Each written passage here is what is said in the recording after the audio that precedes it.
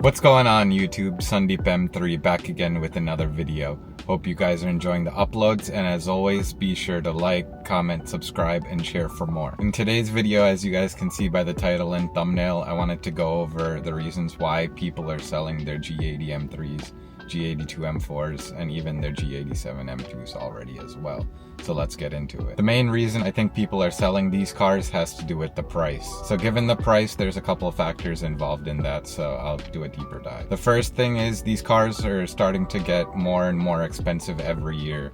I know when I first ordered my 2022 xDrive 2 years ago or so, that took about 7 months, but the prices on those were a lot less than the 2025 models now. I think if I were to spec the same model, you're looking at about $8,000 to $9,000 increase, which is pretty crazy because it's almost increasing by $2,000 per year.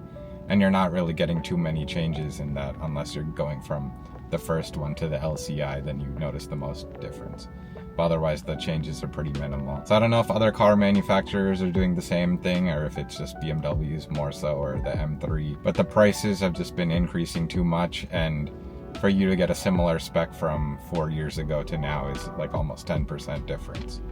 So I think that's one thing that's causing people to assume that they can afford it, and then it gets more expensive. And the second thing is the insurance cost. The insurance prices obviously depend on where you live, your marital status, your driving history, things like that. But one thing that I've been seeing is that since COVID till now, that the rates have almost 1.5 to 2 times or so more have increased in value. So a car that could have costed you $200 in insurance a month is now looking at $400 for a lot of people, including myself, that are in the younger kind of bracket. And I had a clean driving history and so forth as well. But basically, price was one of the factors why I sold my car. If you guys are more interested in that video, be sure to check that out about my xDrive. But obviously, I have the 2021 right now that you guys can see. The second reason I think is people who have rear-wheel drive cars are going to xDrive.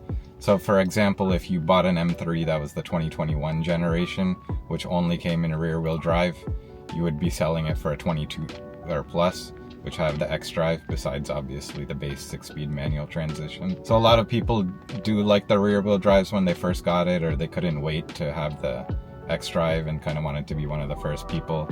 So they might have purchased that car, or they might have got it used and didn't have an option. But once the 22s came out, pretty much the whole market flooded with the rear wheel drives, and then people were able to get their xDrives and custom spec it and get their builds. But to me, it was a good thing because I was able to get the rear wheel drive for cheaper since the market was kind of crashing with those. And the xDrives are kind of the new norm, and everyone wants to have them. It's like the hottest thing and fastest car for getting all the traction and so forth, as you guys all know. Made previous videos about this. But going back, yeah, the rear wheel drives did definitely cause the market to sell and then make xDrives more popular. Next would be upgrading the spec of your car. So people who may have bought used cars initially to kind of try out the M3 when the market was hot and you weren't able to kind of get the car you wanted readily available and had to wait 6 months to a year, depending on that. So a lot of people ended up just jumping the gun and buying whatever used cars they could find in the market, depending on what they could see.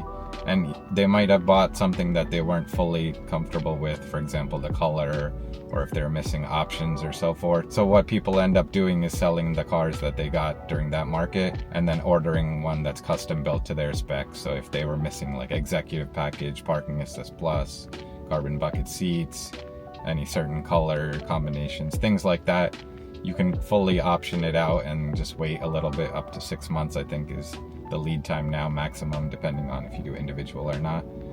But you can get any options you want, and then people who might have regretted their choices earlier on are now able to get what they want. But if you're someone who's planning to keep the car for long term and just kind of don't want to lose too much money as well, I would say there's 3 factors to that. The first being, get an individual color will definitely hold more value and is kind of more rare. People like those 101 specs and things like that. The next is, like I was saying, xDrive is obviously going to hold more value. And the third would be carbon bucket seats. So as you guys can see right now, I have the sport seats in my car. and I'm planning to get buckets if I can find a deal, but obviously getting the carbon bucket seats from the get-go would be the best move. The next point I would say is when people get these cars, they're immediately modding them It's kind of the trend on YouTube, TikTok, Instagram. Everyone always wants to have the fully loaded modded car as fast as they can so they can fully enjoy that. But kind of more back in the day, people I guess didn't have money or they didn't have options and kind of modded their cars over years. But now you can see even builds when people are custom speccing their cars and have a 6-month lead time, they're already ordering mods even before that. So when the car comes, they have everything sitting in their garage and can just kind of install everything in one shot and they're kind of done with the car. That is good in a sense where you get everything you want and you can find good deals ahead of time and things like that. But the downside is that once you mod everything so fast, you kind of just went from point A to point B and now there's nothing else to do with the car. So you start getting bored of it. So I think a lot of M3 people and M4s as well are just kind of jumping it too fast and not enjoying the pace of the car. I'm kind of in the same boat as well. I've had this car for 1 year and it's kind of 90% where I want it to be. Obviously I had my previous M3 like I was saying, so I kind of knew what to expect and had an F80 as well. So you kind of know the similar upgrades. It's always like lowering, stance, exhaust, tune, and then as aesthetic things like grills, side skirts, carbons, things like that. But for the most part, it's just if you mod it too fast, you're gonna get bored of it. The fifth and final point why people are selling these cars is due to they want to upgrade to something else. I have a couple of friends and people in the market. Obviously the goal for everyone is to jump to the Porsche gang. So either a 911 Turbo S or a GT3 or Carrera, those type of things if they can afford it. And that's always the next goal for BMW people that I've been seeing.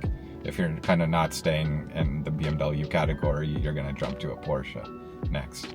But there's also people who go to Audi R8s, that's pretty common, GTRs. They're also kind of like around 150 or less, so depending on which spec G80 you have, if it's like a low 100 spec, it's not too crazy of a jump and something that's attainable. And then there's other cars as well. People do like the C8s, that some people change to Mercedes, Audis as well, so it's all given your preference. Some people get bored of cars quickly and just keep them for maybe a year or so. Then there's some you see that have had their cars for 3-4 years if they had a lease or if they just really like it. I myself am also in this situation where I would get kind of bored of it, but also at the same time there's nothing else in this price category around the $75,000 range used where you can get something to this caliber and performance. So I think I'm just going to stay around the BMW community. But yeah, I think these 5 points are pretty much the common things that people are doing and the reasons why they're selling their cars. I always see on the Facebook and forums why people are just asking, why are you selling your car? Why are you selling this so fast? But I think these reasons are kind of what covers the main points. But as always, stay tuned for more videos.